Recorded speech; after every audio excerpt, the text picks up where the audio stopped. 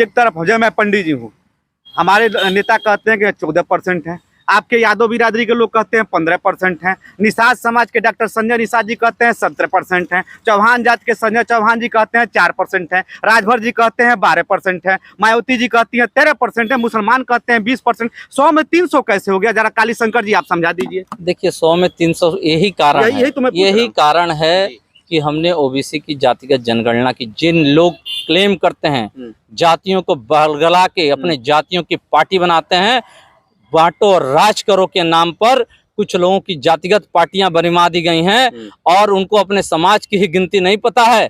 आपने बिल्कुल सही कहा, आपकी बात से मैं सहमत हूं। और सबकी जात का ऐसे जोड़े जाने लगे तो 300% होता है। मगर क्या ये नेता कभी जा करके गरीब बस्तियों में कभी बैठ करके उनके थाली में खाना खाते हैं? दलित का नेता बनेंगे, निषाद का नेता बनेंगे, राजभर का नेता बनेंगे, पटेल का नेता बनेंगे, मौर्य का नेता बनेंगे और यादव का नेता बनेंगे? कहाँ है ये? आज किसी नेता ने ये बताई कोई इंस्टीट्यूट खुलवाया? अपने पार्टी फंड से हजार करोड़ उनके अकाउंट में पड़ा हुआ अगर ऑडिट करा ली जाए। कुछ ऐसी पार्टियां हैं कि जातियों का वोट और नोट दोनों लेती हैं और गरीब के वहां केवल आकर के रोना आप रोते हैं और लड़ाने का काम करते हैं। अरे देखिए, आपका सारा अधिकार ब्राह्मण खा रहा है, एक हो जाओ पिछड़े भाइयों। मगर ठीक है, ब्राह्मण अगर खा रहा है तो पिछड़े भाइयों को तो आपने केवल छोड़ करके आप सारी मलाई अपने परिवार को खिला रहे हैं। आज जांच हो जाए, जितने अलग अलग विभागों के मंत्री बने हैं उनका अगर जांच करा दिया जाए लोकायुक्त महोदय से निष्पक्ष, देखिए कितना धन निकलता है उनके घर से। सब भ्रष्टाचार के आकंठ में डूबे हुए हैं। नमस्ते, मेरा नाम आयुष है और आप देख रहे हैं गोरखपुर लाइव। हमारे बगल में काली शंकर यादव है।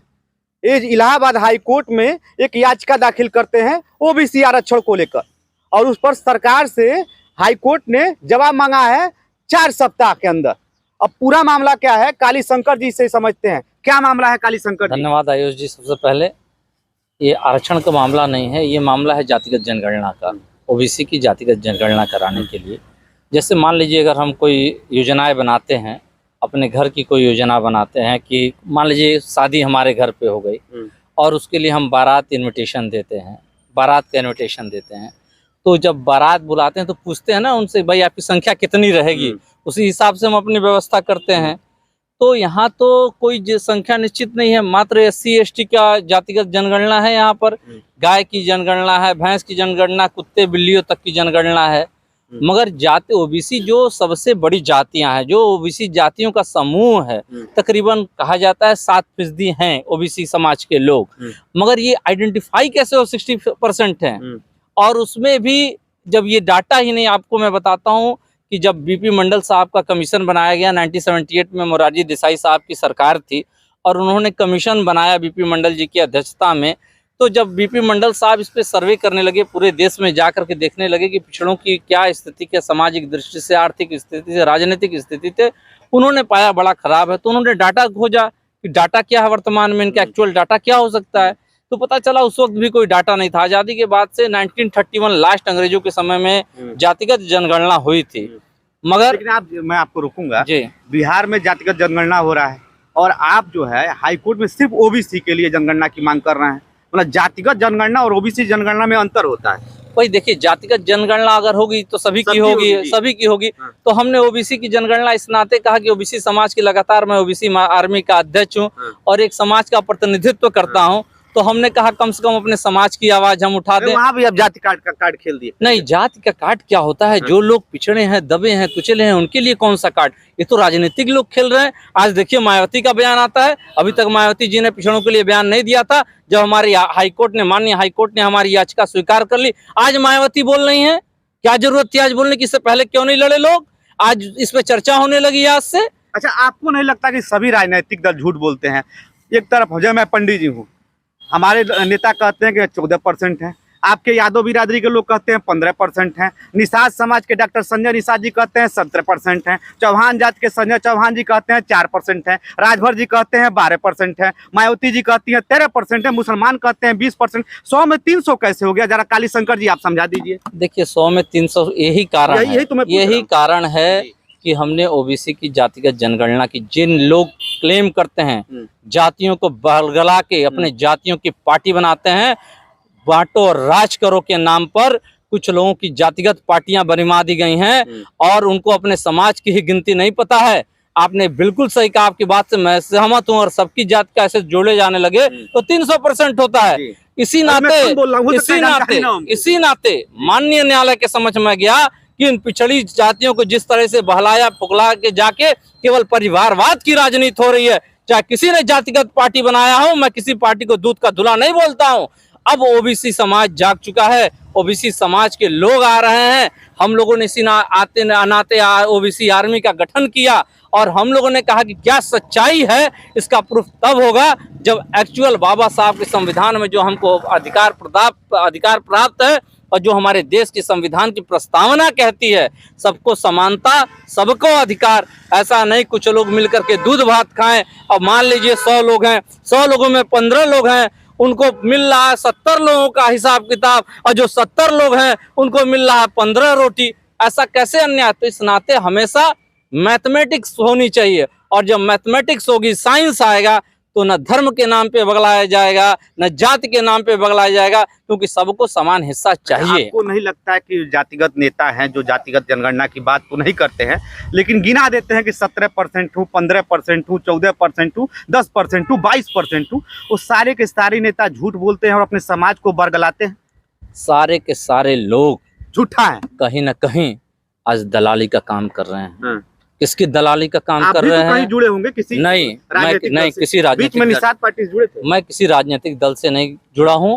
मैं केवल और केवल ओबीसी आर्मी के लिए काम करता हूं। और मैं बता दूं, जो परसेंटेज बताते हैं, क्यों उस सौदा करने के लिए अपना परसेंटेज बता रहे हैं लोग, मगर अगर वास्तव में भलाई करना चाहते हैं, इतने दिन से निषाद आरक्षण की मांग हो रही है। निषाद आरक्षण पे क्या आज तो डबल इंजन की सरकार है भाई साहब। मैं किसी राजनीति में नहीं पढ़ना चाहता, जो लोग नेता लोग बोल रहे हैं, मायावती जी बोल रही है तमाम सारी बात, मगर आज भी अनुसूचित समाज में देखिए बहुत सारी विडंबनाएं हैं। मगर क्या ये नेता कभी जा करके गरीब बस्तियों में कभी बैठ करके उनके थाली में खाना खाते हैं? दलित का नेता बनेंगे, निषाद का नेता बनेंगे, राजभर का नेता बनेंगे, पटेल का नेता बनेंगे, मौर्य का नेता बनेंगे और यादव का नेता बनेंगे। कहाँ है ये? आज किसी नेता ने ये बताई कोई इंस्टीट्यूट खुलवाया? अपने पार्टी फंड से हजार करोड़ उनके अकाउंट में पड़ा हुआ, अगर ऑडिट करा ली जाए। कुछ ऐसी पार्टियां हैं कि जातियों का वोट और नोट दोनों लेती हैं, मगर केवल वहां के युवाओं को झंडा थमा करके मुकदमा लदवाने के लिए आगे भेज देती है कि हमारा जिंदाबाद मुर्दाबाद का नारा लगाओ, मगर उसके बाद जब मुकदमा झेल जाता है उसका कैरियर चौपट होता है। ऐसे हमारे लग 4 से 5 हजार नौजवानों की लिस्ट मौजूद है। इस नाते ओबीसी आर्मी ने निर्णय लिया, देखिए हम किसी जाति भेद में नहीं, हमारे लिए सबसे पहले राष्ट्र है, राष्ट्र सबसे पहले महत्वपूर्ण है, मगर उस राष्ट्र का परिवार सुखी होना चाहिए।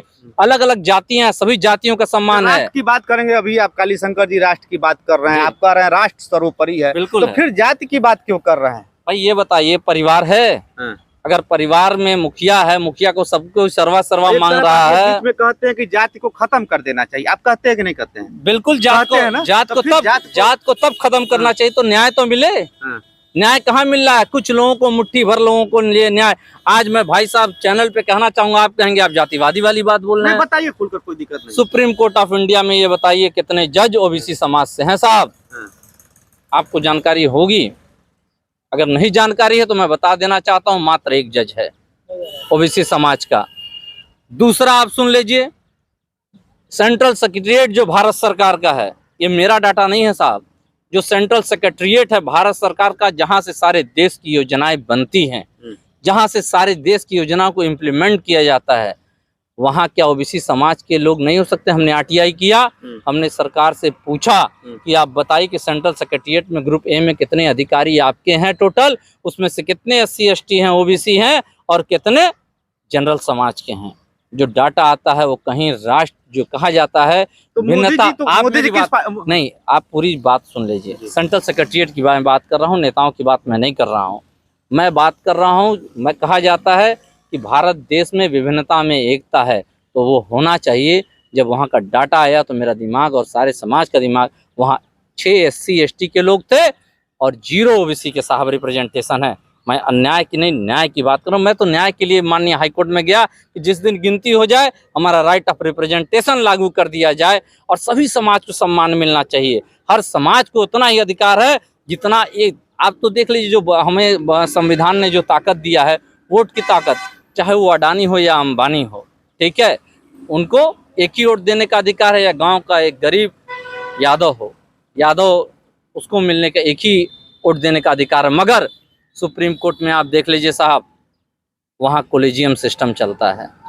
और आप बताइए, राजतंत्र में राजा का लड़का ही राजा होता था, आज तो लोकतंत्र है, संविधान का राज है। हम अपना तर्क दे सकते हैं, आप अपना तर्क दे सकते हैं, मगर इन तर्कों से कुछ पेट भरने वाला नहीं है साहब। असली विकास तब होगा जब 2 रोटी सम्मान की पेट में आएगी और हमारा भी लड़का विदेश में जाकर के पढ़ने के लिए अधिकारी हो जाएगा। वह ऐसी शिक्षा व्यवस्था हो जाए कि हमारे गांव के बगल में उस तरह कॉन्वेंट स्कूल खुल जाए। जातिगत जनगणना की आप बात करते हैं और आज़ादी के लगभग 75 साल से ऊपर हो गए।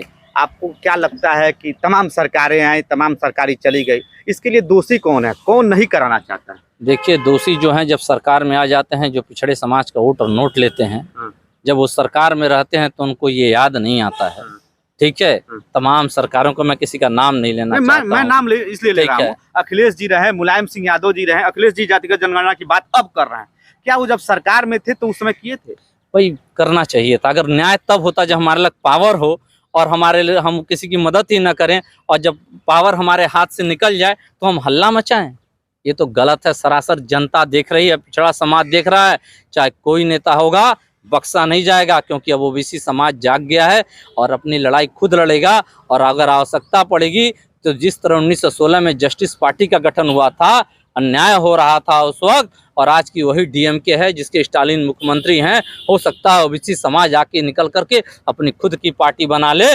और जब तक आपको न्याय नहीं मिलेगा, जब तक आपका विधानसभा में रिप्रेजेंटेशन भरपूर नहीं होगा, तब तक न्याय नहीं मिलेगा। जब तक संसद में नहीं हमारा रिप्रेजेंटेशन रहेगा, जहां कानून बनता है, हमारे लोग तो है ही नहीं वहां पर, तो कैसे किस बात का न्याय करते हैं? अब एकमात्र अगर कोई न्याय है, न किसी राजनीतिक दल से उम्मीद है, एकमात्र अगर कहीं से न्याय की उम्मीद है तो माननीय न्यायालय से ही उम्मीद रखते हैं हम लोग। और हम ओबीसी समाज अपने अधिकारों के लिए रोड से लेकर के संसद तक लड़ने के लिए संकल्प हो रहे हैं। गांव-गांव हम लोग जा रहे हैं और वहां पे एक संकल्प ले रहे हैं। अब इन राजनीतिक दलों के फेर में नहीं फंसना, क्योंकि ये केवल अपने परिवार के बच्चों को राजनीति में ला करके उनको मंत्री, संतरी, विधायक, सांसद और तमाम उनके बच्चे कॉन्वेंट में पढ़ने जाते हैं और गरीब के वहाँ केवल आकर के रोना आप रोते हैं और लड़ाने का काम करते हैं। अरे देखिए, आपका सारा अधिकार ब्राह्मण खा रहा है, एक हो जाओ पिछड़े भाइयों। मगर ठीक है, ब्राह्मण अगर खा रहा है तो पिछड़े भाइयों को तो आपने केवल छोड़ करके आप सारी मलाई अपने परिवार को खिला रहे हैं। आज जांच हो जाए, जितने अलग अलग विभागों के मंत्री बने हैं उनका अगर जांच करा दिया जाए लोकायुक्त महोदय से निष्पक्ष, देखिए कितना धन निकलता है उनके घर से। सब भ्रष्टाचार के आकंठ में डूबे हुए हैं। इसी नाते ओबीसी समाज जग चुका है, फिसलने वाला नहीं है। आपको नहीं लगा ब्राह्मण जो राजनीति है, जो ओबीसी की राजनीति, तमाम पार्टियां आई, राजभर जी आए, निषाद जी आए, चंद्रशेखर राम, ब्राह्मण राजनीति के इर्द गिर्द घूमता रहता है। मतलब ब्राह्मण का विरोध करो और सम्मान पा जाओ। नहीं, देखिए, हमें न ब्राह्मण का विरोध करना है। अभी आपने कहा है, लोगों ने कहा, वो लोग जो करते हैं, हमें किसी ब्राह्मण का विरोध नहीं करना, किसी क्षत्रिय का, ना किसी स्वर्ण समाज का। हम केवल अपना, क्योंकि हर हिंदुस्तानी हमारा भाई बहन है, हमें केवल और केवल हम अपने अधिकार के लिए लड़ाई रहे। पॉजिटिव सोच रखनी चाहिए। हम लड़ा करके अगर हमें मिलता है तो भारत नहीं है और कुछ कहलाएगा वो। और अगर जो आपसी भाईचारे से, आप ही से हम कहेंगे भाई हमारा, आप ब्राह्मण समाज से आते हैं कि हमारा देखिए राइट ऑफ प्रिफरेंस, अगर बातचीत होती है तो आप भी कहेंगे बिल्कुल भाई इनका, आप, हम तो बड़े भाइयों को भी साथ लेकर के चलने के लिए तैयार हैं, आप लोग की मदद हम लेंगे। आज कोर्ट में तो ब्राह्मण बैठे हुए हैं, उन्होंने ही ऑर्डर किया ना। हमें किसी जाति से नहीं लड़ाई है, हमारी लड़ाई केवल 60% अपने अधिकार के लिए, 60% का अधिकार हमको मिलना चाहिए।